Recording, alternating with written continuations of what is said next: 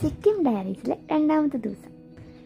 ഇന്ന് ഈ മനോഹരമായ വഴിയിൽ കൂടെ നമ്മൾ പോകുന്നത് സിക്കിമിലെ 3 പ്രധാനപ്പെട്ട സ്ഥലങ്ങളിലേക്കാണ്. ആദ്യം പോകുന്നത് നാഥുല പാസിലേക്കാണ്. അവിടേക്ക് പോകാൻ വേണ്ടിയിട്ട് നമുക്ക് പെർമിറ്റൊക്കെ എടുക്കേണ്ട ആവശ്യമാണ്. അതൊരു ഗ്രൂപ്പിൻ്റെ കൂടെ പോകുന്നതുകൊണ്ട് അത് അവർ തന്നെ എല്ലാം സെറ്റ് ചെയ്ത് തന്നിട്ടുണ്ടായിരുന്നു. 14,140 അടി മുകളിലേക്കാണ് നമ്മൾ പോകുന്നത്. അതുകൊണ്ട് ചിലപ്പോൾ ആൾട്ടിറ്റ്യൂഡ് സിക്നസ് ഒക്കെ ഉണ്ടാകാനൊക്കെ ചാൻസ് ഉണ്ട്. അപ്പോൾ ഈ കാര്യങ്ങളൊക്കെ ശ്രദ്ധിച്ചിട്ട് വേണം പോകാൻ വേണ്ടി. ഗാങ്ടോക്കിൽ നിന്ന് നാഥുല വരെ ഏകദേശം 53 കിലോമീറ്ററാണുള്ളത്. ഇന്തോ ചൈന ബോർഡറാണ് നാഥുല പാസ്. മാത്രമല്ല പണ്ട് കാലത്ത് ട്രേഡിങ്ങിന് ഉപയോഗിച്ചിട്ടുള്ള ഫേമസ് ആയിട്ടുള്ള സിൽക്ക് റൂട്ടിൻ്റെ ഭാഗം കൂടെയാണിത്. അവിടുത്തെ ലാൻഡ്സ്കേപ്പിനെ കുറിച്ച് പറയാതിരിക്കാൻ പറ്റില്ല.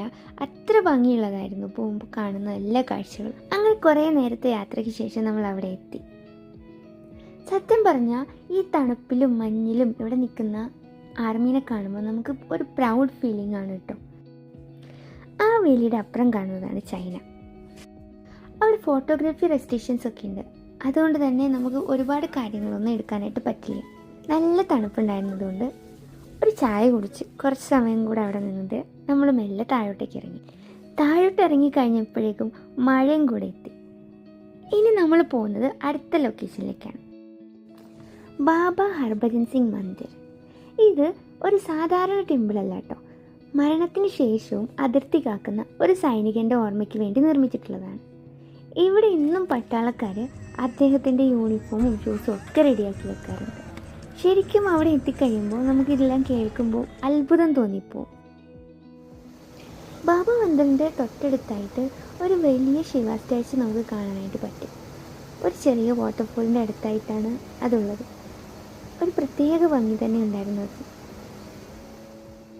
അങ്ങനെ നമ്മൾ അടുത്ത സ്ഥലത്തേക്ക് പോവുകയാണ്, സോങ്കോ ലേക്ക് അല്ലെങ്കിൽ ചങ്കോ ലേക്ക്.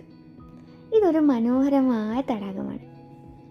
അവിടെ എത്തിയപ്പോൾ ട്വിസ്റ്റ് എന്തായിരുന്നു എന്ന് വെച്ച് കഴിഞ്ഞാൽ നമ്മുടെ മഴ പിന്നെയും തുടങ്ങി. ഇതൊരു ടൂറിസ്റ്റ് സ്പോട്ട് മാത്രമല്ല, ഇതിനൊരു ഹോളി ലേക്കായിട്ടാണ് ഇവിടെ കാണുന്നത്. ഇതിൻ്റെ അടിയിൽ ഒരു ഗ്രാമം ഉണ്ടെന്നാണ് ഇതിൻ്റെ വിശ്വാസം. പണ്ട് കാലത്ത് ഈ ലേക്കിൻ്റെ കളർ മാറുന്നതിനനുസരിച്ച് ഫ്യൂച്ചർ വരെ പ്രെഡിക്റ്റ് ചെയ്യാറുണ്ടായിരുന്നു. അങ്ങനെ ഇന്നത്തെ ദിവസം കഴിഞ്ഞു. ഇനി നേരെ ഗാങ്ടോക്കിലേക്ക് പോകുന്ന വഴിക്ക് ഒരു വ്യൂ കൂടെ കണ്ടിട്ടോ. നല്ല വിശപ്പുണ്ടായിരുന്നതുകൊണ്ട് ഒരു ഏർലി ഡിന്നർ തന്നെയായി. അപ്പോൾ അടുത്ത വീഡിയോയിൽ കാണുന്നത് വരെ ബൈ ബൈ.